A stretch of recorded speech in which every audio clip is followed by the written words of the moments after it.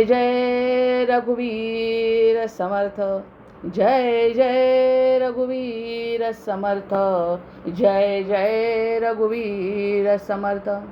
सदा सर्वदा योग तुझा घडावा, तुझे कारणी देह माझा पडावा.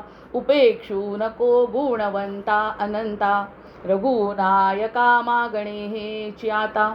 हनुमंतांची कुळवल्ली राममंडपा वेला गेली, श्रीराम भक्तीने फळली. रामदास बोले या नामे, शुका सारिखे पूर्ण वैराग्य जाचे. वसिष्ठा परिज्ञान योगेश्वराचे, कवी वाल्मिका सारिखा मान्य ऐसा.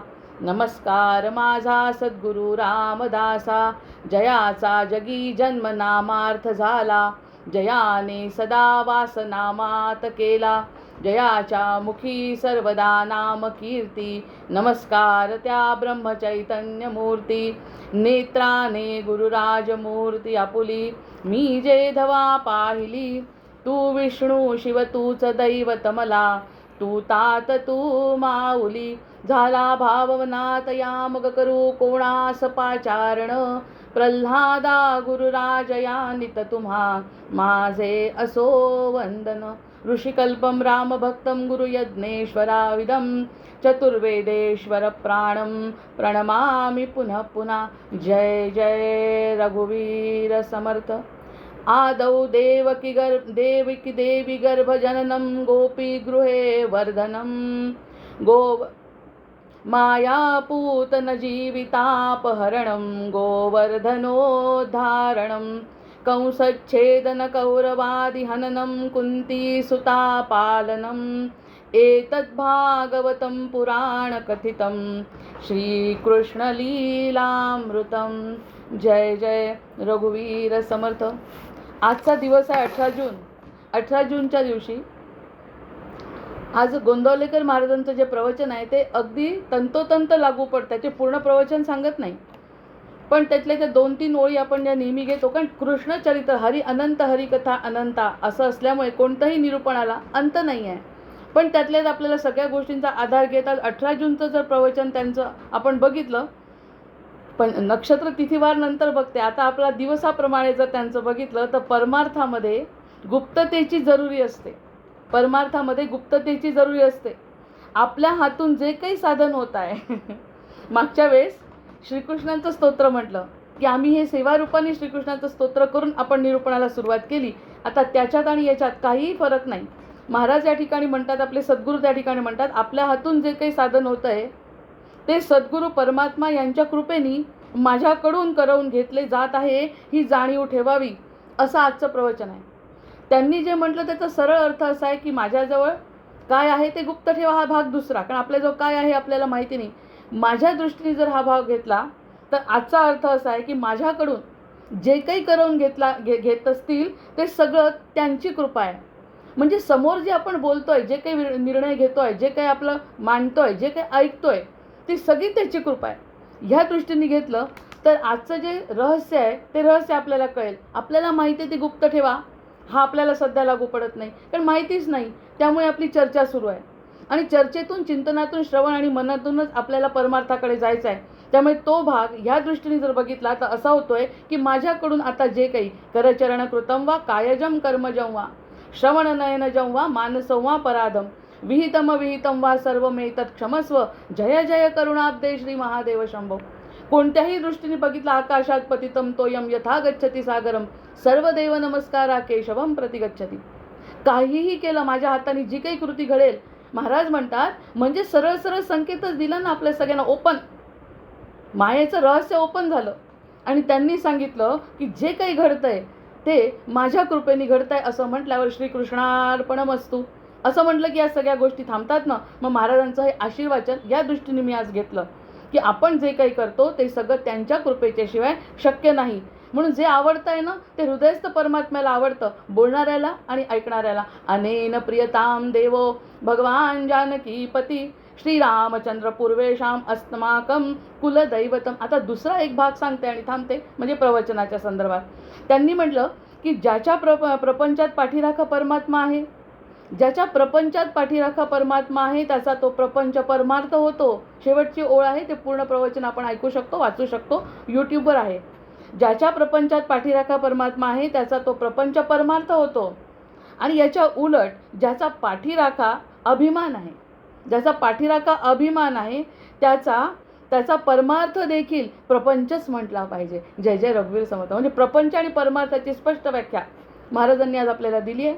आणि आपल्या हातून जे काही उत्तम घडतं आहे ते सगळं महाराजांच्या चरणी समर्पित करून मग त्यांनी म्हटलेलं आहे की तशा पद्धतीने जे घडतं आहे ते समर्थांच्या चरणी खरोखर अर्पण करून ही जाणीव मनामध्ये ठेवणं हे आजच्या 18 जूनचं वैशिष्ट्य आहे. म्हणजे 18 जूनचं त्यांचं प्रवचन आहे. आम्ही एकदा खिरड्याला गेलो, त्या ठिकाणी त्यांनी सांगितलं तुम्ही रोजच्या प्रवचनाला तावून सुलाखून बघत जा जीवन आपलं. कारण महाराजांनी ज्या दिवशी जे लिहिलं आहे ना त्याला नक्षत्रवार तिथी सगळं अनुकूल असतं म्हणतात. कारण महाराजांवर विश्वास ठेवणे हीच तर सगळ्यात मोठी भक्ताचं लक्षण आहे. त्या दिवशीचं तसं वाचलं ना कुठे संबंध सापडतो.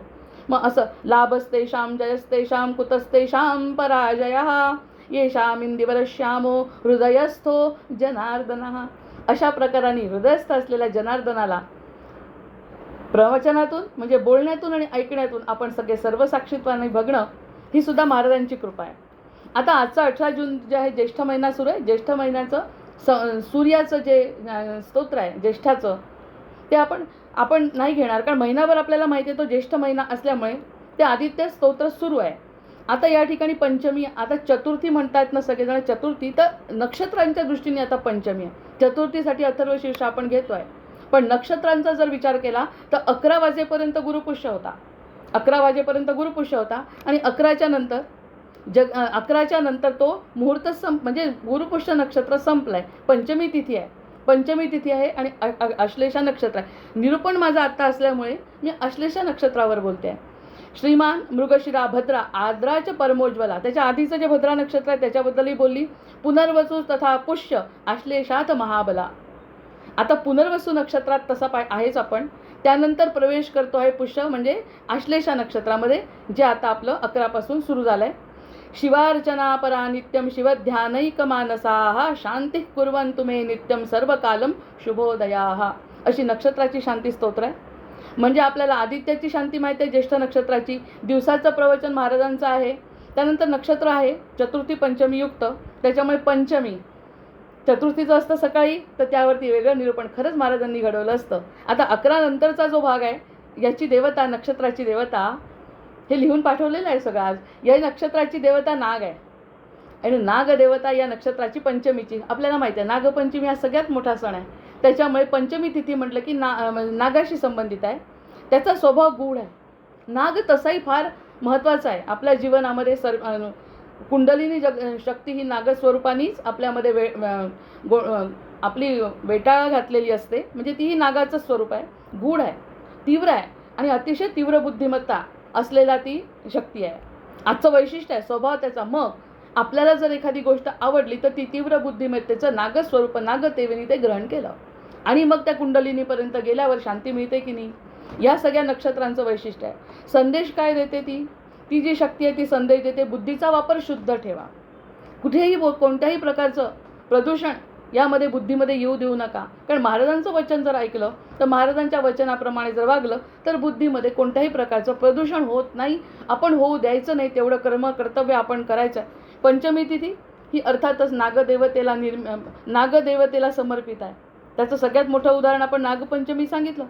आता ग्रहावतार म्हणजे दशावतार आणि ग्रहस्थिती आपण हा विचार करत असताना नक्षत्र जे सापडलं त्या नक्षत्राच्या दिवशी आपल्याला काहीतरी सापडत आहे आणि ते सापडत असताना आपली कुंडलिनी शक्ती म्हणजे आपली बुद्धी जर तीव्र झाली, आपली बुद्धी जर पवित्र झाली आणि आपली बुद्धी जर शरणागत झाली तर आपल्याला त्या सगळ्या गोष्टींचं विशेष फल मिळतं असं सगळे भागवतकार सांगतात.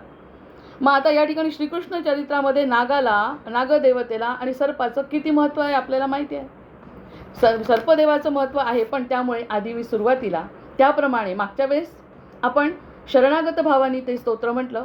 आता बालमुकुंदाच्या स्वरूपात आपल्याला वर्णन करायचं आहे नागपंचमीचं. त्यामुळे ते स्तोत्र म्हणून आजच्या निरूपणाला सुरुवात करते. करारविन्देन पदारविन्दं मुखारविन्देन विनिवेशयन्तं वटस्य पत्रस्य पुटे शयानं बालं मुकुन्दं मनसा स्मरामि बालं मुकुन्दं मनसा स्मरामि संवृत्य लोकान् वटपत्रमध्ये शयानमाद्यन्तविहीनरूपं सर्वेश्वरं सर्वहितावतारं बालं मुकुन्दं मनसा स्मरामि इन्दीवरश्यामलकोमलाङ्गम् इन्द्रादिवार्चितपादपद्मं सन्तानकल्पद्रुममाश्रितानां बालं मुकुन्दं मनसा स्मरामि लम्बालकं लम्बितहारयष्टिं शृङ्गारलीलाङ्कितदन्तपङ्क्तिं बिम्बाधरं चारुविशालनेत्रं बालं मुकुन्दं मनसा स्मरामि शिक्के निधायाद्यपयोदधीनि बहिर्गतायान व्रजनायिकायां भुक्त्वा यथेष्टं कपटेन सुप्तं बालं मुकुन्दं मनसा स्मरामि कलिन्दजातस्थितकालियस्य फणाङ्ग्ररङ्गे नटनप्रियन्तं तत्पुच्छहस्तं शरबिन्दुवक्त्रं बालं मुकुन्दं मनसा स्मरामि उलूखले बद्धमुदारशौर्यम् उत्तुङ्गयुग्मार्जुनभङ्गलीलम् उत्फुल्लपद्मायतचारुनेत्रं बालं मुकुन्दं मनसा स्मरामि आलोक्य मातुर्मुखमादरेण स्तन्यं पिबन्तं सरसीरुहाक्षं सच्चिन्मयं देवमनन्तरूपं बालं मुकुन्दं मनसा स्मरामि बालं मुकुन्दं मनसा स्मरामि. अशा पद्धतीने बालमुकुंदाचं पिंपळाच्या पानावरती असलेलं जे चित्र आहे ते बघून त्याला स्मरण करून आपण आपल्या निरूपणाला सुरुवात करू. आता कालियामर्दनापेक्षा आजचा नक्षत्राचा स्वामी जो सर्प आहे त्याचा स्वभाव कसा आहे, विषारी आहे. कालियामर्दनी स्थिती आहे, त्याचा स्वभाव विषारी आहे. म्हणजे याच्या विरुद्ध आत्तापर्यंत जे काही आपण म्हटलं त्याच्याप्रमाणे जर बुद्धी गेली नाही तर ती सगळी विषारी बुद्धी असते आपली. मग ती विषारी बुद्धी म्हणजे एक प्रकारचा कालिया नाग असं म्हटलंय ते आश्लेषा नक्षत्राचं वर्णन. म्हणजे हे शास्त्र किंवा हे जे आहे ते दुधारी शस्त्र आहे. जर त्या बुद्धी ज्या ठिकाणी चांगल्याकडे गेली तर त्याचा चांगला परिणाम मिळतो, बुद्धी जर चुकीच्या ठिकाणी गेली तर विरुद्ध परिणाम मिळतो. त्याच्यामुळे नक्षत्र त्याचा तो परिणाम देत राहतो, पण बुद्धी कुठे जाते याकडे निरीक्षण करणं, साक्षीभावानी त्याच्यावरती लक्ष ठेवणं हे आपलं काम आहे. मग गुंडाळणारा विषारी नाग असं मानलं जातं. आता कृष्ण रूपाचं जर वर्णन केलं तर कृष्ण रूपाच्या वर्णनामध्ये बालमुकुंदाचं वर्णन करत असताना ते मार्कंडेयाची कथा नंतर सांगते, पण आधी यमुनेच्या डोहात अत्यंत विषारी, यमुनेचा डोह प्रत्येक शब्दाला महत्त्व आहे. यमुनेच्या डोहात अत्यंत विषारी कालिया नागाचं मर्दन केलंय श्रीकृष्णाने. अत्यंत विषारी असा यमुनेचा डोह त्याचं मर्दन केलं, त्याच्या फण्यावर नृत्य केलं. प्रत्येक गोष्टीला अर्थ आहे. त्याच्या फण्यावर नृत्य करून यमुनेचं पाणी विषमुक्त केलं. आता ही जी लीला आहे हे आपण सुद्धा त्याचा अर्थ काढून अशा प्रकारे विषमुक्त आयुष्य जगू शकतो. कारण ते जुनं आपला इतिहास पाहण्यापेक्षा आपण त्याचा कसा आध्यात्मिक अर्थ काय आहे, मग त्याचा अर्थात शिकलेले लोक आध्यात्मिक अर्थ काढतील, कारण एकदम विश्वास बसत नाही. मानवाच्या मनातले काम क्रोध हे जे षड्रिपू आहेत ते षड्रिपू म्हणजे कालिया नागासारखे विषारी आहेत. काही कमी नाही त्याच्यापेक्षा. कालिया नागासारखे विषारी आहे. आणि अश्लेषा नक्षत्राच्या आणि पंचमीच्या दिवशी श्रीकृष्णाचं स्मरण केल्यास, अश्लेषा नक्षत्रावर आणि पंचमीच्या दिवशी श्रीकृष्णाचं स्मरण केल्यास ते आपल्या मनातील हे विकाररूपी विष नष्ट करतो आणि मनाला शुद्ध करतो. असं जेव्हा याचं वर्णन आहे, म्हणजेच आज जे महाराजांनी सांगितलं की जे काही घडतंय ते माझ्या कृपेने घडतंय, हेच आपल्याला भाग्याचं कारण कळलंय. की आज आपल्या मुखातून जर कालियामर्दन ऐकणं श्रवण होत असेल तर ती भगवंताची लीला आहे. त्यांनीच सांगितलं म्हणून आपल्याकडून ते केलं गेलं. हे सतत समर्पणाची भावना लक्षात येते. नक्षत्र असो, तिथी असो, वार असो, आपले सद्गुरू प्रत्येक वेळी आपल्याला साथ करतात. आता शेषनाग आणि बलरामाचा सुद्धा संबंध आहे. शेषनाग आणि बलराम म्हणजे बलराम हा शेषनागाचा अवतार आहे, म्हणजे पुन्हा सर्पाचा संबंध श्रीकृष्ण चरित्राशी आला. मग त्यांनी काय म्हटलंय की त्याचा मोठा भाऊ आहे, दाऊ आहे. श्रीकृष्ण हे विष्णूचा अवतार आहे. श्रीकृष्ण विष्णूचा अवतार आहे आणि विष्णूंचं आसन म्हणजे साक्षात शेषनाग आहे. आणि त्या शेषनागावर बसलेले जे भगवंत आहेत, विष्णू आहेत, त्याचे थोरले बंधू शेषनागाचा अवतार आहे. मोठा हा आपला दाऊ बलराम. आता सध्या तर जगन्नाथपुरीची यात्रा पण सुरू आहे. म्हणजे अतिशय गोड असं हे दिवस आहेत जगन्नाथ अवताराचे. लहानपणी माझ्या आईने मला 2 भाऊ आणि 1 बहीण मी असल्यामुळे तिने बरोबर कृष्ण, बलराम आणि मध्ये सुभद्रा असा फोटो काढला आहे. म्हणजे आईची सुद्धा सतत इच्छा, बालमुकुंद नातू झाला, ताबडतोब बालमुकुंदाचा त्यांनी हाताने तयार केलं आणि त्याच्यावरती कृष्ण पिंपळपान तयार करून त्यावरती नातवाला झोपवलं आणि त्याचा फोटो काढला. या सगळ्या गोष्टी जेव्हा आठवतात असं वाटतं सतत संस्कार आपले आईवडील आणि आपले संस्कारी घर करत असतं. आमच्या तिघांचा फोटो पाहून अजूनही वाटतं की जगन्नाथ यात्रेला गेलो नाही, पण आपल्या घरातच तिने अशा प्रकारचे विचार करून हे बीज रुजवलेले आहेत. मग हे जे मोठे बंधू आहेत ना, ते अवतार आहे कृष्णाच्या प्रत्येक लीलेत शेषनागात त्याच्या पाठीशी बलराम उभा राहतो. ओपन करायचं हां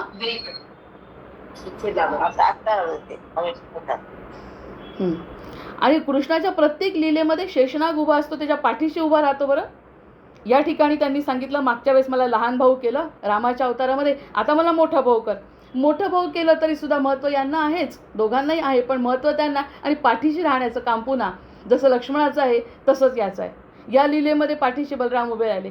अगदी जन्माच्या रात्री सुद्धा, जन्म झाल्या झाल्या श्रीकृष्णांचा जन्म जसा झाला तसा झाल्या वासुदेव देवकी कृष्णाला टोपलीत घालून नदी पार करत होते. नदी पार करत असताना तेव्हा पावसापासून वाचवण्यासाठी रक्षण कोणी केलं? शेषनागाने रक्षण केलं. शेषनागाने त्याच्यावरती धारण केलं छत्र आणि त्यांना सुखरूप गोकुळात पाठवलं. मग हा कालियामर्दनाचा श्लोक आता म्हणते याच्यासाठी संबंधात, म्हणजे शेषनागाचा संबंध आणि काली.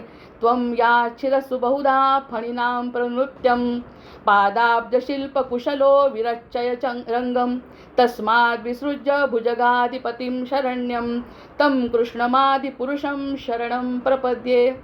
1000 फण्या असलेल्या कालिया नागाच्या मस्तकाला, 1000 फण्या असलेल्या, या ठिकाणी आपण विचार करू, 1000 फण्या असलेला आपण कालिया नागाचं वर्णन ऐकत असतो. त्यावेळी आपण आत्मचिंतन जर करायचं असेल तर आत्मचिंतनातून आपले सद्गुरू आपल्याला असा मार्ग दाखवतात की आत्मचिंतन करा. आपले जे विषारी विचार आहेत, विषारी म्हणजे जे आपल्या बुद्धीला आपल्या साध्या बुद्धीपासून दूर नेतात, ते सगळे विचार, जे सगळे विचार म्हणजे 1000 फण्या आहेत. जसं त्याची 10 तोंड आहेत रावणाची, तशी याची 1000 फण्या आहेत. इतके विचित्र विचित्र विचार, सूक्ष्म सूक्ष्म वाईट वाईट विचार जे मनात येतात, ते सगळे कालिया नागाच्या फण्या धरायच्या. या जर कालिया नागाच्या मस्तकावर ज्या फण्या आहेत त्यालाच त्यांनी रंगमंच बनवलं, म्हणजे जाऊन बसला त्याच्यावरती आणि त्यावर आपल्या सुकोमल चरणांनी नृत्य केलं आहे. आदिपुरुष श्रीकृष्णाला मी शरण जातो. अशा आदिपुरुष श्रीकृष्णाला मी शरण जातो ज्यांनी कालियामर्दन केलेलं आहे. कालियामर्दनाचं वैशिष्ट्य खूप आहे. कालियामर्दनामध्ये कालियाला त्यांनी मारलं नाही, जसं बलीला मारलं नाही. म्हणजे कुठे मारलं, कुणाचा उद्धार केला, कुणाला कसं पाठवलं, या सगळ्या गोष्टींना चरित्रामध्ये महत्त्व आहे. या ठिकाणी त्यांनी म्हटलं, यन्मूर्धरत्न निकर स्पर्शाति ताम्र पादाम जोद्वय रेणू विचित्र लीला नृत्यंगतागतमनेक प्रपंचम तस्मै नमो भगवते पुरुषात पुरुषोत्तमाय.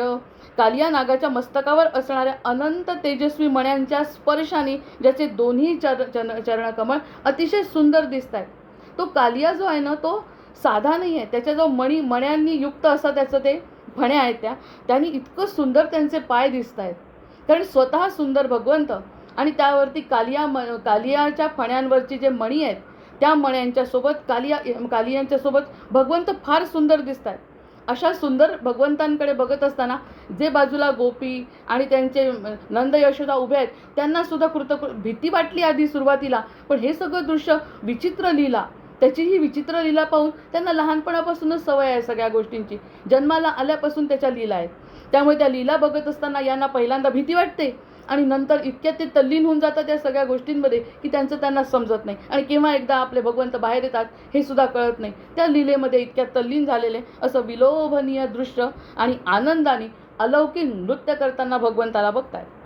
आणि अशा या नृत्य करणाऱ्या भगवंताला माझा नमस्कार असो. कालियामर्दन करून पायी, आता याच्यासाठी मराठी पण, कालियामर्दन करून पायी यमुने जळ स्वच्छ केले पायी. यमुनेचे पाणी विषारी होणे, या कालिया नागाच्या विषाने जे यमुनेचं पाणी जे खराब झालं, तिथले पाणी, वृक्ष, पक्षी, सर्व जीवजंतू त्रस्त झाले होते त्या विषारी पाण्यामुळे. विषारी पाण्यामुळे म्हणजे आपल्या देहामध्ये काही जे विचार आहे त्या विचारांमुळे आपलं सगळंच विषारी होतं. अशा विषारी अवस्थेमध्ये जो जीव असतो त्याच्यावरती जर भगवंताची दृष्टी पडली तर तो जीव तिथून स्वच्छ होतो आणि स्वच्छ झाल्यानंतर भगवंताच्या लीलेचा अनुभव घेऊ शकतो. त्या पाण्याच्या वरून काही पक्षी जात होते.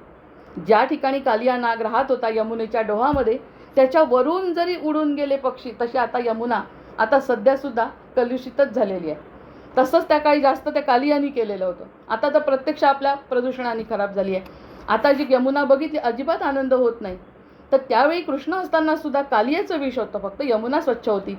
मग त्याच्यावर जे वरून पक्षी उडून जायचे ना, ते सुद्धा विषानी, त्यांना विषाचा जो झपका बसायचा आणि त्याने ते मृत होऊन पडायचे. इतकं ते कालिया विष भयंकर जबरदस्त त्या यमुनेच्या डोहामध्ये होतं. विषाग्निना पीडम्यानाम नदीम त्वाम निरीक्ष गोपाल बालकाहा. आणि हे सगळं या लोकांनी पाहिलं. आता यमुनेचा जो भाग आहे ना, तो डोह कालियाच्या विषाने अग्नीने होरपळल्यासारखा झाला होता. तो डोह आहे, पूर्ण यमुनेत नाही आहे, त्या डोहामध्ये ह्या विषामुळे सगळा होरपळलेला झालेला आहे. भगवंताचं मग, आणि भगवंतांनी हे बघितलं, त्याला हे जेव्हा कळलं तेव्हा सरळ त्यांनी यमुनेच्या डोहामध्ये उडी नाही मारली. भगवंतांनी सरळ दिसला कालिया आणि यमुनेच्या डोहामध्ये उडी नाही मारली, तर ते कदंब वृक्षावर चढले. या सगळ्या गोष्टींचा मी संबंध लावत असते, म्हणून या गोष्टींना विशेष बोलतोय. आपण लीला चरित्र ऐकत नाही, आपल्याशी संबंधित जे आहे, ज्या नक्षत्रांनी आपल्याला फायदा होणार आहे तेवढं आपलं ऐकतोय. कदंब वृक्षावरती ते चढले आणि वर चढून मग ते वर चढले आणि तिथून त्यांनी अंदाज घेतला की कालिया कुठे आहे, आणि नंतर त्यांनी कालिया डोहामध्ये उडी मारली. मयानी मग ततो ती कायस तसा प्लवंगम कदंब मारुह्य ततो न्यपतत. आता उडी मारल्याबरोबर अशा अथांग अशा लाटा उमटल्या. अशा कालिया नाग अत्यंत क्रोधाने बाहेर आला. जसं ह्यांनी उडी मारली कदंब वृक्षावर गेले. कदंब वृक्षावरून त्याचा अर्थ आहे कदंब वृक्षावर गेले, कालियाकडे बघितलं, कालियाची दृष्टादृष्ट झाली आणि त्याने धाणकन उडी मारली डोहामध्ये.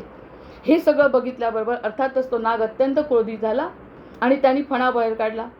कालियाने भगवंताला विळखा घातला. या सगळ्या गोष्टींचा संदर्भ आपण लावणार आहे. कालियाने भगवंतांना विळखा घातला आणि सगळे हे जे नंदगोपी व्रजवासी जे होते ना, ते सगळे यमुना तलावावर जमलेलेच होते. त्यांना खूप भीती वाटली. या कालियाने आता विळखा एवढ्याशा बालकाला, त्याचं स्तोत्र आपण आधी म्हटलं, त्या बालकाला विळखा घातला. हे कृष्ण, हे प्राणनाथ, हा नंदनंदन, असे सगळेजण ओरडायला लागले. अरे आता कसं होईल, एवढ्याशा बालकाला यांनी विळखा घातला. पण या भगवंतांनी स्वतःची बंधनातून मुक्ती केली. कशी केली की त्यांनी स्वतःचा विस्तार वाढवला. त्यांच्या लीला तर अशाच आहेत, जशा हनुमंतांनी केल्या तशा यांनी स्वतःचा विस्तार वाढवला. इतका वाढवला की त्याला ते शेवटी त्याचा जो विळखा आहे तो सोडावा लागला आणि त्याचा सैल झाला. आणि नंतर तो सैल झाल्याबरोबर हळूच त्याच्या फण्यांवर चढले. आधी त्यांनी विळखा घातलाच आहे.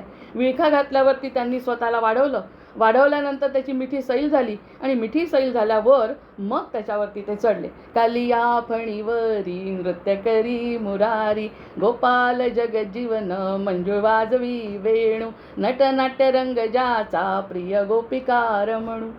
अशा प्रकारचं गोड वर्णन करतात. सुगंध अक्षतेचा मळवट रेखिला. भगवंताचं हे दिव्य रूप बघितलं, दिव्य आनंतर ठरलं. पण सगळ्यात सुरुवातीला अरे मिठी सुटली. म्हणजे ही भीती वाटत होती या लोकांना. अरे बालकाला पकड, त्यांना थोडी माहिती होतं ते परब्रह्म आहे. ह्या नंतरच्या लीला आपल्याला कळतात, म्हणून आपण म्हणतो की त्यांची मिठी. जेव्हा त्याला पकडलं बालकाला, तेव्हा या लोकांना घाबरल्यासारखं झालं. आणि जशी त्याची मिठी सैल झाली आणि भगवंत वर चढल्याबरोबर मग त्यांना खूप आनंद झाला. नट नाट्य रंग ज्याचा प्रिय गोपिकार म्हणू. असे हे विविध रंग ही आरती त्या संदर्भातली जरी नसली तर त्याचं वर्णन करणारी आहे. सुगंध अक्षतेचा मळवट रेखिला. असं हे भगवंताचं दिव्य रूप पाहण्यासाठी हे गोपगोपी तर जमले, आपण सुद्धा जमलो. आणि त्यांनी म्हणलं देव गंधर्व सिद्धचारण अप्सरा प्रगट झाले आणि ते पुष्पवृष्टी करू लागले. अशी ही दिव्य लीला आहे भगवंताची. गोपाल कृष्ण भगवान की जय. आता ह्या प्रकाराची ही जी लीला आहे, नंतर तस्योपरी फणरत्न मंडिते पदांबुजम न्यस्य पुनः पुनश्च. आता कालियाच्या ज्या फणीवर अहंकार होता त्याची नृत्य करण्याची लीला कशी होती माहिती आहे? म्हणजे सगळ्यांना माहिती आहे, मला जे वाटलं ते सांगते. सगळ्यांना माहिती नाही या दृष्टीने कधीच बोलत नसते. मला जे वाटतं त्यांनी खाली या फणीवर एक फणीवर यायची अहंकाराची, कृष्ण जी फणी वर आली त्याच्यावरती पाय ठेवायचा. ती खाली दबली की दुसरी फणी वर यायची, त्याच्यावरती पाय ठेवायचा. हे रामांनी नाही केलं. राम तर हतबल झाले. त्याचे दशमुख पाहिले रावणाचे, तर ते म्हणे काय करू मातली, अरे मरतच नाही रावण. मग त्या देवीची आराधना आणि बाकी त्या मातलींनी या इंद्राने त्याला मदत केली. हे सगळं रामावतारातलं वैशिष्ट्य. यांना कळलं हा अहंकारी फणा आहे. अहंकारी फणा आहे म्हटलं की बालमुकुंद चढले आणि चढल्यानंतर तो फणा दाबला की दुसरा वर काढायचा. दुसरा वर काढला की त्याच्यावर. हे सोपी नाही आहे ही गोष्ट. ज्या ज्या ठिकाणी अहंकार आहे त्या त्या ठिकाणी दाबतात आहे. आपण आता अर्थ असा काढू, आपला कुठेतरी अहंकार जागृत झाला की दाबला. जर आपलं लक्ष असेल तर. लक्ष नसेल तर भगवंत दिसतच नाहीत ना. जर लक्ष असेल तरच भगवंत. अहंकार कुठे जागृत झाला. आताच समर्थांनी सांगितलं, महाराजांनी सांगितलंय की सगळं करतो ते माझ्यासाठी. नाही केलं की दाबलं. जर भक्त व्हायचं असेल, सद्भक्त व्हायचं असेल तर तो दाबून टाकू शकतो. असा हा केशव आहे. मग भगवंत त्याच्या फणीवर आपला ठेवून चिरडून टाकायचा आणि चिरडून चिरडून असा टाकायचा की तो पुन्हा वर येऊच नाही शकायचा. हे सद्भक्ताचं लक्षण आहे. सद्भक्ताचं लक्षण. त्यांनी जर चिरडलं, त्यांनी जर दाबलं, त्यांनी जर दबलो आपण आणि पुन्हा जर फणा बाहेर काढला नाही तर कृतकृत्य जीवन आहे. असं त्यांनी केलं म्हणूनच कालियाला मारलं नाही. कालियाला न मारण्याचं कारण हेच आहे, कारण तो भक्त झाला आणि तो या क्षेत्री निघून गेला. आपला बली आणि कालिया या दोघांना त्यांनी अभयदान दिलेलं आहे. इथे नको राहू, मोठ्या समुद्रात जा आणि जे करायचं ते कर. म्हणून त्याची फणी दबली आणि त्यांनी ते मानलं. आपणही समजा एखाद्या वेळेस मानलं माझं चुकलं, शरण गेलो, म्हणून आपण पहिले शरणागतीचं स्तोत्र घेतलंय. मग शरण गेल्यानंतर भगवंतांनी जर आपल्याला तो अहंकार दाबण्याचं शिकवलं आणि पुन्हा जर आपला अहंकार उफाळला नाही तर भगवंताचं नृत्य यशस्वी झालं. आपला पाय ठेवून तो चिरडून टाकायचा हा केवळ नृत्य नाही आहे. हे फक्त केवळ नृत्य नाही तर अहंकार चिरडून नष्ट करण्याची एक शिक्षा होती. आणि शिक्षा भोगतो कोण? शिक्षा भोगतं कोण यावरती प्रश्न विचारतो आपण. शिक्षा भक्तच भोगतो, दुसरे कोणी भोगत नाही. न भोगता दुसरे काहीतरी चुका करतात आणि ते पुन्हा पुनरपी जननम पुनरपी मरणमच्या मागे जातात. जो माणूस भगवंतांनी दिलेली शिक्षा भोगत असेल आणि तोच मुक्त होत असेल, होत असेल नाही होतो, हे सत्य आहे.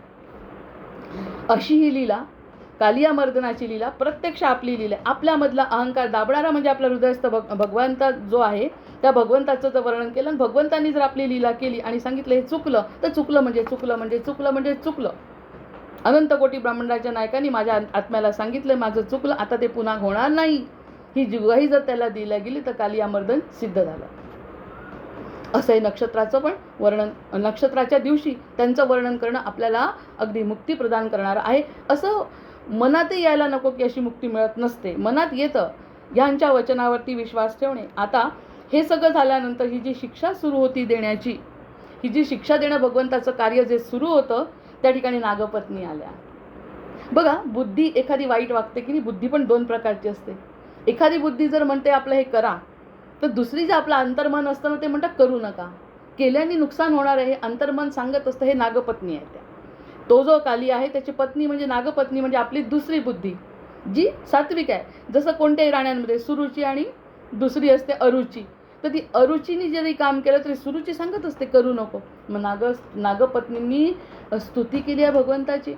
म्हणजे आपल्या त्या ह्याच्यावरती विचार करू की जर आपलं काही चुकलं आणि त्याची जर शिक्षा मिळाली आणि त्याला जर आपण सहन केलं तर आपली ही जी आतली बुद्धी आहे ना ती इतकी खुश होते आणि तीच तर जन्मा आधी सोहम सोहम जन्मानंतर कोहम कोहम कोडे हे सुटण्यासाठी शिवानंद रूपम शिवोहम शिवम अमृतकण. या ठिकाणी म्हटलं आपण जन्माला यायच्या आधी सोहम सोहम म्हणतो, मी तूच आहे, तू माझा आहे असं म्हणतो. नंतर विसरतो. मग कालियामर्दन जर झालं तर पुन्हा आपली ती बुद्धी नागपत्नी जशा जागृत झाल्या तशी ती बुद्धी जागृत होते आणि भगवंताची स्तुती करते. भगवंता वाचवलं, नाही तर आमची ही कुबुद्धी चालली होती कुमार्गावर. कुबुद्धीच आहे ती. जन्मजन्मांच्या पापांनी ही कुबुद्धी जे कार्य करते ते कार्य तू थांबवलं म्हणून नागपत्नी स्तुती करतात. इतकी सुंदर लीला आहे ही. अशी ही सुंदर लीला मग नागपत्नी स्तुती करतात. न न्याय्यम तव देवेश दंडनम खलु दुष्कृते त्वं हि दंडधर साक्षात लोकानां हितकाम्यता. या नागस्तुतींनी केलेली स्तुती आपली बुद्धी करेल की नाही. जर आपण भक्त असू, जर आपण सद्भक्त असू, जर सद्गुरूंची कृपा असेल, जर पूर्वपुण्याई फळाला आली तर आपल्या जीवनात जर सकारात्मक बदल घडला, सत्संगती घडली तर आतली बुद्धी आतमध्ये शांत करते आणि भगवंताची स्तुती करते. भगवंता तूच वाचवलं, दुसरं कोणीही वाचवू शकणार नव्हतं. माझ्या या नागाला जे ठेचलंय ना तू, ते ठेचण्याचं काम दुसरं कोणी करणार नव्हतं. ते केलं. हे माझं पूर्वजन्मीचं पाप संपलं आणि पूर्व पुण्य फळाला आलं. जय जय रघुवीर समर्थ. किती सुंदर लीला आहे. मग हे देवेश्वरा त्या काय म्हणतात, त्याचा अर्थ काय पुन्हा एकदा, न न्याय्यम तव देवेश, न न्याय्यम तव देवेश दंडनम खलु दुष्कृते त्वं हि दंडधर साक्षात लोकानां हितकाम्यया. आता त्यांनी दिलेला दंड लोकांच्या हिताचा आहे हे मी खरंच सांगू शकणार आहे का कोणाला? म्हणून गोंदावलेकर महाराज म्हणतात की जे कळलं ते सहन करा, ते लोकांना दाखवू नका. तो अर्थ आता पहिला घेतला. दुसरा अर्थ असा घेतला की सगळं काही घडतंय ते त्यांच्या मताने, दोन्ही अर्थाने ते प्रवचन पुन्हा वाचायला पाहिजे. आपल्याजवळ वेळच कमी पडतो. मग त्यांनी म्हटलं बाबा देवाच्यामुळे हे सगळं, त्वं हि दंडधर साक्षात, हे देवेश्वरा. त्या म्हणतात आहे, हे देवेश्वरा दुष्टांना दिलेला तुमचा हा दंड ही जीवनाच्या कल्याणासाठी आहे. त्यांनी तसं म्हटलं, कृष्णाला समोर असल्यामुळे त्यांनी तसं म्हटलं. आपण आपल्याला म्हणायचं, देवा तू जो दंड केला मला, पश्चाताप मला जो होतोय, जो पश्चातापाच्या अग्नीमध्ये माझं जे दहन होतंय, माझं जे काही चांगलं घडत आहे, चांगले सद्विचार येतात आहे, ही जी संधी मिळते आहे, ते सगळ्या संधीचं कारण तू कल्याणासाठीच माझं केलेलं आहे. जे काही दुःख माझ्या पदरी पडलं ते माझ्या कल्याणाचंच आहे. जे काही सुख माझ्या पदरी पडलं ते माझ्या कल्याणाचं होतं, पण त्याच्या पुढे तू आहे, ते सुख देणारा तू आहे हे मला समजलं. नागस्तुती का, नागकन्या का करतात स्तुती? कारण प्रत्यक्ष भगवंत पुढे आहेत, आपल्या पुढे भगवंत नाही. म्हणून आपण आपल्या आत्म्याला सांगायचं की जे काही घडलं खरंच सर्व साक्षीत्वानी मला समजलं आणि तुम्ही त्याचं मंडन केलं आणि त्यामुळे ते कालियामर्दन माझ्या देहामध्ये, देह ही पंढरी आत्मा पांडुरंग, कोणत्याही दृष्टीने विचार केला तरी ते सत्य तेच आहे. मग हे देवेश्वरा दुष्टांना दिलेला तुमचा हा दंड ही जीवाच्या कल्याणासाठी होत असतो आहे. तुम्ही जगाच्या हितासाठी साक्षात दंड धारण करता. आता हे सद्भक्त साक्षात दंड धारण करणारे आहे हे नागस्तुतींनी. मग त्यांनी म्हटलं अनुग्रहाय भूतानाम मानुषम देहमास्थितः. त्यांनी म्हटलेलं आहे या ठिकाणी, हे प्रभू आपण सर्व प्राणी मात्रांवर अनुग्रह कृपा करण्यासाठी मनुष्य रूप धारण करून अवतार घेतला आहे. आमच्या समोर जे बाळकृष्ण उभे आहे, जी काही बालमूर्ती आमच्या समोर आहे ती फक्त जगाच्या कल्याणाकरता आपण आहात. हे भागवतातला स्तोत्र असल्यामुळे अनुग्रहाय भूतानाम मानुषम देहमास्थितः, आमच्यासाठी तुम्ही अवतार घेतला आहे. प्रत्यक्षात तुम्हाला अवतार घेण्याचं काय कारण आहे? तुम्ही तर स्वयंसिद्ध आहात, परब्रह्म आहात, पण आमच्यासाठी परब्रह्माला जे हातपाय फुटले, धुमारे फुटले, ते गोकुळात रूप खेळत आहे. हे जे घेतलं आहे ते सगळं. मग आता कालियानी शरणागती पत्करली. कालियानी सुद्धा, ही खूप मोठी गोष्ट आहे, कालियाला नमन करायला पाहिजे. म्हणून सर्पाला कधीच वाईट म्हणत नाही, कालियाला नमन करायला पाहिजे. अरे जर दंड दिला तर दंड सहन तर केला पाहिजे. तो दंड देऊन सुद्धा निर्लज्जासारखं वागणं कालियाचं द्योतक नाही. आता सध्याच्या याच्यावर मी टिप्पणी करत नाही, पण तो जो दंड सहन करणार नाही आणि निर्लज्जपणे वागणे हे कालियाचं, म्हणजे कालिया सुद्धा बरा, इतकी बुद्धी वाईट आहे सध्याची. म्हणजे आमचं आस्थास्थान रामचंद्र, तिथे तुम्ही असे प्रकार करता, चोरी करता, लबाडी करता, हे कालियापेक्षाही वाईट आहे ना. कालियाची लीला करताना कालियानी शरणागती तरी पत्करली, येथे कोण शरणागती पत्करतंय? म्हणजे ही सुद्धा भगवंताची वेगळ्या अर्थाने लीला आहे.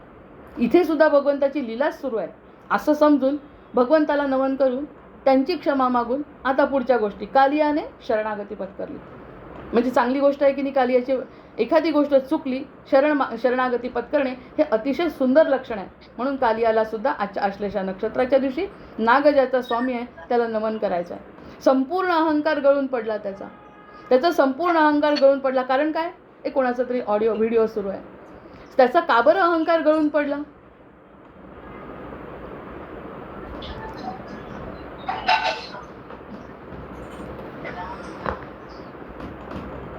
कोणाचा तरी ऑडिओ सुरू आहे, कृपया बंद करा. त्याचा अहंकार का बरं बंद पडला? कारण भगवंत त्यावरती नृत्य करतायत. भगवंत नृत्य काय मारत नाही आहेत, झोडत नाही आहेत काठीनी, काठी घेऊन त्याला मारलेलं नाही आहे. ते जे नृत्य केलं त्यांनी, त्या नृत्याने त्याला बरं वाटत होतं. एकीकडे त्याची सद्बुद्धी म्हणत होती हे बरं चाललंय, आणि एकीकडे त्याला वाटत होतं की आपला अहंकार, अशा पद्धतीने त्याचा अहंकार गळून गेला. म्हणजे कळतंय दुःखामध्ये चूक, जे एखादी गोष्ट घडली कळतंय भगवंताची काठी आहे, आणि ती भगवंताची काठी सहन करून, ते दुःख सहन करून जर शरणागती पत्करली तर. इंग्लिशमध्ये एक म्हण आहे, आम्ही त्याचा खूप अभ्यास केलेला आहे. त्यांनी म्हटलं एखादं जर दुःख जर भगवंताच्या पायी नेत असेल आपल्याला, जर एखाद्या दुःखामुळे जर आपण त्याच्या पायी जात असो भगवंतासाठी, तर ते दुःख आपल्या कल्याणाचं नाही का? आणि ते दुःख येऊन सुद्धा भगवंताच्या दूर जो जातो त्याचं कल्याण होऊ शकत नाही. दुःख त्याकरताच दिलं आहे की जेणेकरून तुम्ही भगवंताच्या पायी लीन व्हाल, शरणागत व्हाल. म्हणून त्याचा सगळा अहंकार गळून पडला. त्यांनी भगवंताची प्रार्थना केली आणि त्यांनी चूक मान्य केली, हात जोडून क्षमा मागितली. मग त्यांनी सांगितलं, भगवंतांनी त्याला सांगितलं की आता तू यमुना सोड, कारण यमुनामध्ये विष आहे, इतकं भयंकर तुझं विष आहे. ते विष आता तू जरी तुझ्याजवळ नसलं तरी तू इथे राहायचं नाही, ही तुला शिक्षा आहे. तू समुद्रात असलेल्या रमणकत द्वीपावर जाण्याची आज्ञा केली.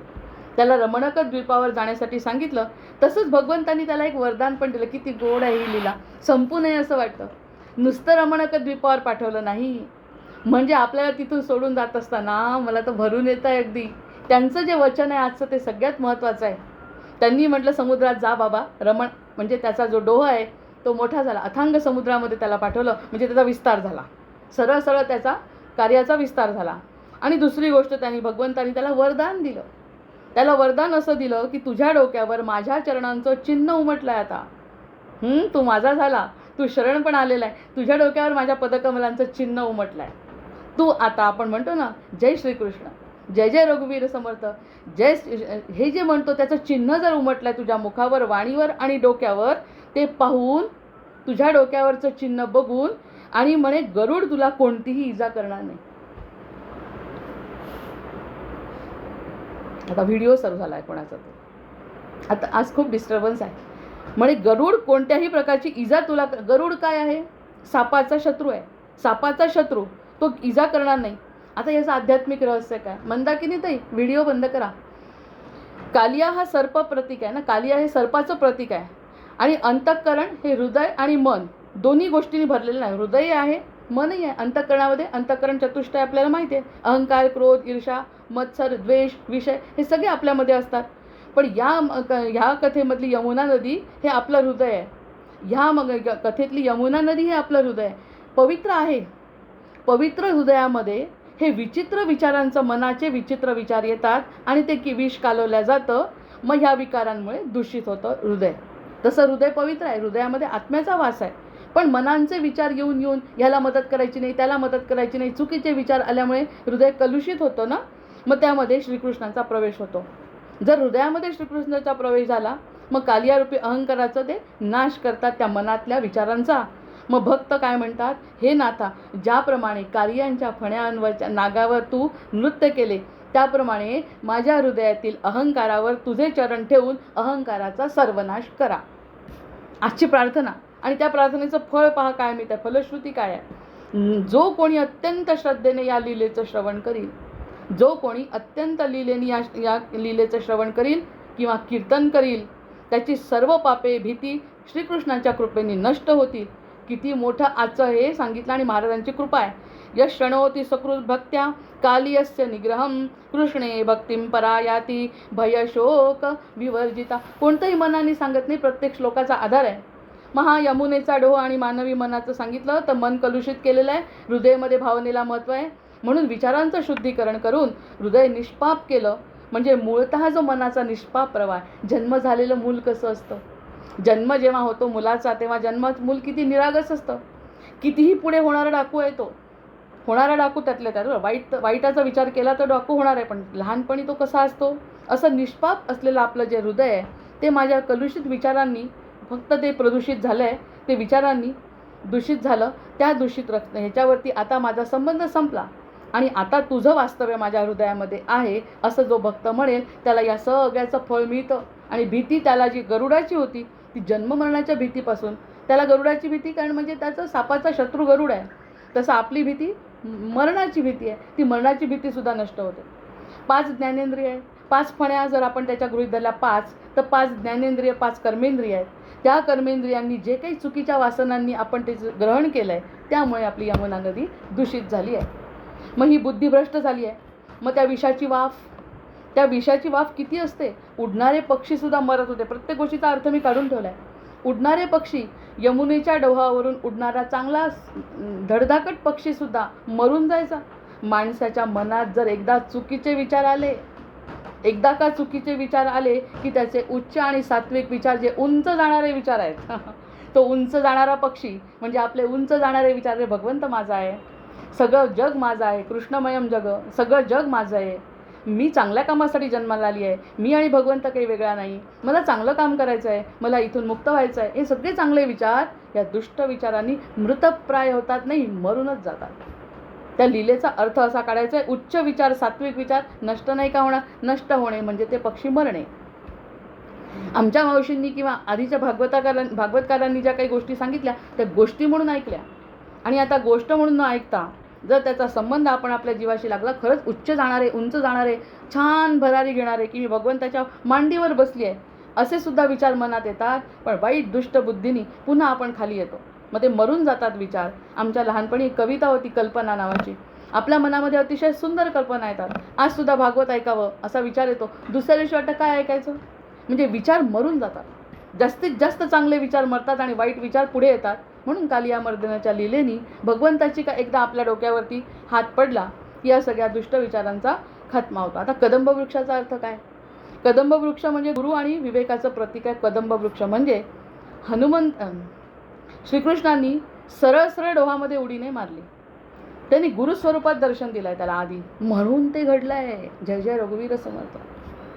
म्हणजे मी आत्ता जो मगाशी विषय मांडला, हा काही विचार मला ना असे मनात सुचतात, ते काही लिहिलेले नसतात, त्याचा अर्थाने आपण विचार करतो की जर समजा गुरुमध्ये नसते तर गुरुमध्ये नसते यांनी जरी नृत्य केलं असतं तरी त्याची मुक्ती झाली नसती, कारण त्यांनी ऐकलंच नसतं, त्यांनी शरणागती पत्करली नसती. म्हणजे कालियानी जी शरणागती पत्करली, त्याची जी सुबुद्धी नागकन्या, त्यांच्या ज्या नागस्त्रिया त्यांनी स्तुती केली, हे घडलं नसतं. म्हणजे त्यांनी भगवंतांनी कृती केली, पण तरीसुद्धा जर सद्गुरूमध्ये नसतील तर ती कृती पूर्णत्वाला जाऊ शकत नाही, जीवाचं कल्याण होत नाही.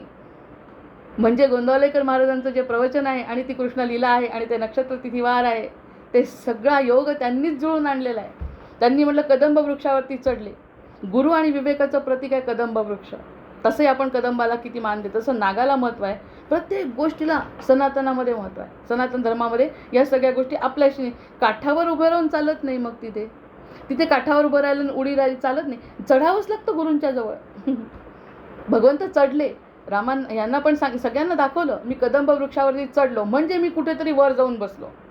आणि जेव्हा मी वर जातो तेव्हा खालचे विचार आपल्या दुय्यम स्थानी येतात, अन्यथा ते दुय्यम स्थानात येत नाही. आपले वरचे विचार फक्त आपल्या दुय्यम स्थानांना कंट्रोल करू शकतात. म्हणून ते कदंब विवेकानी, गुरुकृपेनी, म्हणून ब्रह्मानंदम शुकासारिके पूर्ण वैराग्य जाचे, वसिष्ठा परिज्ञान योगेश्वराचे, कवी वाल्मिका सारिका मान्य ऐसा, नमस्कार माझा सद्गुरू रामदासा. असा रामदासांना नमस्कार करून, आपल्या सद्गुरूंना नमस्कार करून, जो कदंब वृक्षावर जसा भगवंत बसले तसे आपण वर जाऊन बसतो. आपण तसं जाऊ शकत नाही, तसं त्यांनी दाखवलं. म्हणून कालियाला वाटलं अरे हे काहीतरी वेगळं आहे. उडी मारून जरी तो क्रोधाने बाहेर आला तरी विवेक त्याचा जागृत होता, म्हणून नागपत्नींनी स्तुती केली.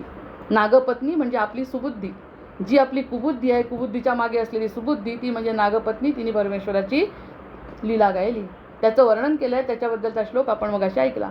काठावर उभे राहून चालत नाही, मग नुसतं काठावर उभं राहायला चालत नाही, मग विवेकाने गुरुकृपेने वर चढावं लागतं. वर चढल्याशिवाय कालियाला ती शरणागतीची बुद्धी आली नाही, आणि तिथूनच अंतरंगात डोकावण्यासाठी दोघांमध्ये लढण्याची शक्ती येते.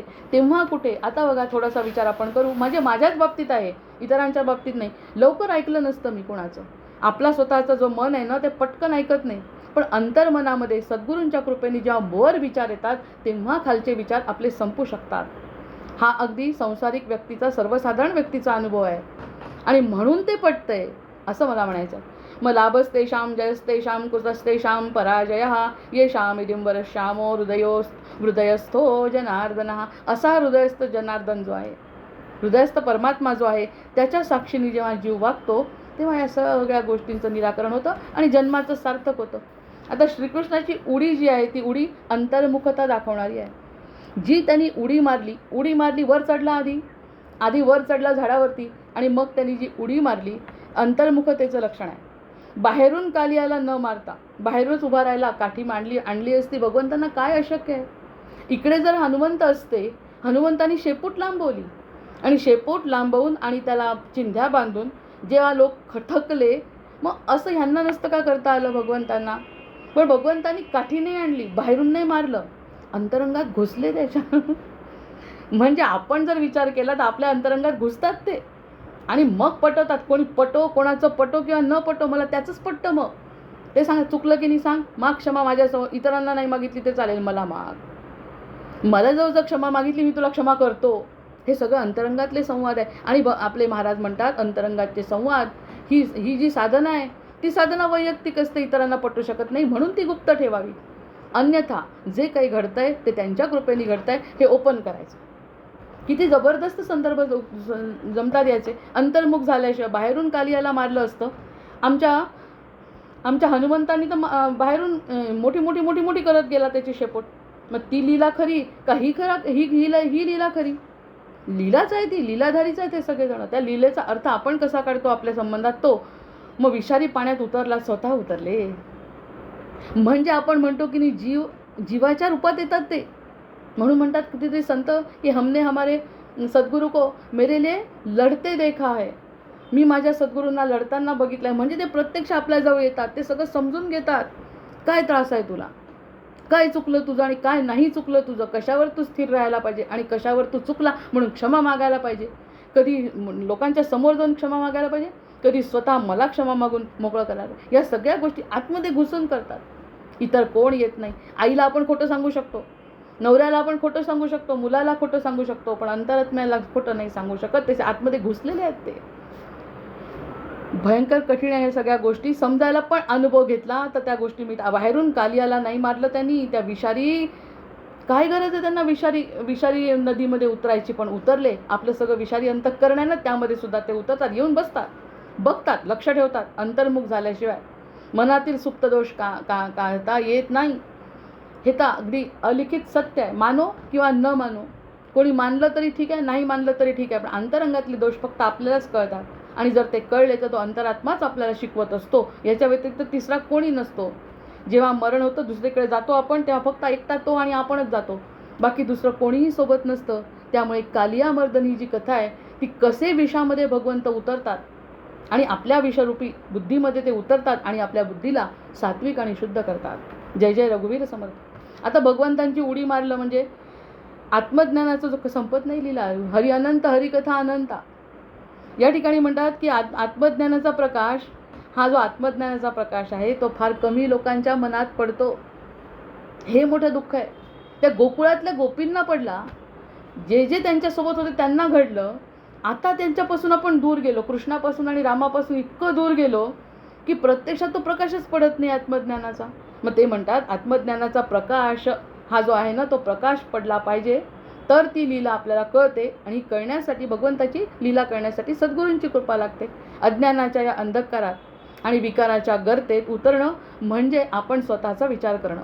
इतरांचे दोषारोपण करत असताना आपण आपला विचार करत नाही. तो चुकला म्हणत असताना आपण काय चुकलो हे आपल्या लक्षात येत नाही. इतरांना दोष देत असताना आपण आपले विचार करत नाही. तोपर्यंत भगवंत आपल्या हृदयामध्ये स्थापित होत नाही. असतो तर खरीच, पण स्थापित होत नाही. मग कालियाचे जे विळखे आहेत ते भक्ती मार्गाला लागलं की जुने संस्कार वर येतात. म्हणजे भगवंत कसा तरी विषामध्ये उतरतो, आपल्या विषारी बुद्धीमध्ये येतो कसा बसा. भगवंताच्या लीलेप्रमाणे आणि सद्गुरूंच्या कृपेनी, आपल्या पूर्वपुण्याईनी तो कसा बसा आपल्या हृदयात उतरतो. आपण कल्पना करू. ह्यावरती खरंच वैयक्तिक चिंतन होणार आहे. आपल्या मनामध्ये काहीतरी चांगले विचार आले म्हणजे भगवंत उतरला, पण आपल्या मनातले संस्कार जात नाहीत ना. आपल्या मनातले पूर्वजन्मीचे संस्कार जात नाही. अज्ञानामधलं जे सुख मिळत होतं आपल्याला, ते सुख संपत नाही. मग हे विळखे घालतो भगवंताला. पण पुन्हा गुरुकृपामध्ये येते, सतत नामस्मरण आणि गुरुकृपा येते. भगवंत मोठे होतात. भगवंत मोठे झाले की विळखा सुटतो. किती गोड. काय ती कालियामर्दनची गोष्ट लहानपणी ऐकली काय, आणि आता कालियामर्दन आपल्याला अनुभवता येतो काय, ही सुद्धा भगवंताची लीला आहे. भगवंताची आत्मज्ञानाचा प्रकाश नसल्यामुळे आपली जी कुबुद्धी, दूषित झालेली विषारी बुद्धी आहे, त्याने हे विळखे घालतो भगवंताला. मी तर कल्पना केली, असं वाटता कल्पना केली, काय विळखे आला होता भगवंताजवळ, पण विळख्याने पकडून ठेवलं. तू नाही खरा, माझंच खरं. असं करून त्याला जे विळखे घातल्यानंतर भगवंत हसले. त्यांच्या मंदस्मितावर सुद्धा श्लोक आहे भागवतात. ते हसले आणि हसल्यानंतर त्यांनी आपलं शरीर वाढवलं. आणि आपलं शरीर वाढवल्याबरोबर मग ते हळूच आपल्या फण्यावर चढले, म्हणजे अहंकारावर चढले. मग त्या आणि त्यामुळे चढल्यामुळे काय झालं की त्यांचा विळखा सुटला आणि आपल्या फणावरती जाऊन बसले आपल्याच. आपण ती शंकराची गोष्ट ऐकतो की नाही, की त्याला तो कोणता असुर होता, त्या असुराला हे होतं की त्या कोणी हात ठेवल्याशिवाय मरणार नाही. त्याच्या डोक्यावरती हात ठेवला, मग त्याला शिकवावं लागलं, ती लीला करावी लागली, त्याचाच हात असा असा करत वर नेला आणि तो मेला. तसा मरत नव्हता तो, स्वतःच्या हाताने त्याच्या हातानेच मरणार होता, पण तो नेणार कोण, मांजराच्या घरात बांधणार कोण. रूप घेतलं मोहिनीचं, नाचवलं, हात वर केला, असा केल्याबरोबर खलास. मग ह्या सगळ्या गोष्टी करत असताना विळखा घातला, आपलाच आपण घातला आणि नंतर लक्षात आलं भगवंत मोठे झाले. नाही तेच खरं आहे. जे ते भगवंत करतायत तेच खरं आहे, माझं चुकतंय, माझी बुद्धी चुकते. जशी भीष्मांनी समर्पित केली तशी आपणही त्यांना समर्पित करतो. म्हणजे ते कालिया मर्दनाची लीला जी आहे ती आपल्या अंगी उतरते. कालियाचे विळखे भक्ती मार्गाला लागलं की जुने संस्कार येतात. जुन्या संस्कारांना सुद्धा कालिया हळूहळू आपले कृष्ण दाबून टाकतात. आणि मग भगवंताचा विस्तार म्हणजे कोणाचा विस्तार आहे हे म्हणतात या ठिकाणी. भगवंताचा विस्तार, भगवंत विस्तारतो म्हणजे कोण, आत्मविस्तार. भगवंत काय विस्तार होणार आहे, भगवंत तर विस्तारलेलेच आहे. अनंत रूपाने नटलेले भगवंत, ते काय अनंत विस्तार होणार, आमच्याच मनाचा अनंताचा विस्तार होतो. म्हणजेच अहम ब्रह्मास्मी तत्वमसी. कुठेही जा, शंकराचार्य घ्या की कुठेही जा, अनंत संबंध तिथेच. भगवंताचं शरीर विस्तारलं म्हणजेच आमचाच आत्मविस्तार झाला. आमचा आत्मविस्तार झाल्यावर भगवंत नृत्य करतात. अतिशय सुंदर असं नृत्य, भगवंताचं शरीर, व्यापक दृष्टिकोन. मी आत्मा ह्यामध्ये आपला जो बुद्धीचा विळखा सुटतो. याही पद्धतीने मुक्ती आहे, त्याही पद्धतीने मुक्ती आहे, सद्गुरूंच्याही कृपेने मुक्ती आहे, नक्षत्रांनी मुक्ती आहे. मुक्तीच मुक्ती. त्यांनी जसं कालियाला सांगितलं गरुडाचा दोष नाही, आम्हाला मृत्यूचा दोष नाही, आम्ही मरणारच नाही. कारण कालिया मर्दनाची जी लीला आहे ती आम्ही बरोबर जोग लगन वार तिथी सब भये अनुकूल, सगळं अनुकूल झालं आहे आणि आम्ही लीला आणि अशा या भगवंताला आम्ही शरण गेलो आहे. आणि फण्यांवर नृत्य दमन करणे. दमन करत असताना ते तू खूप वाईट आहे, तू इतका वाईट आहे असं म्हटलंच नाही. ते नृत्य करणे म्हणजे त्यांनी मारलं नाही आहे काठीने, हेच समजून घ्यायला पाहिजे. काठीने मान आपले वडील मारतात, किती राग येतो वडिलांचा.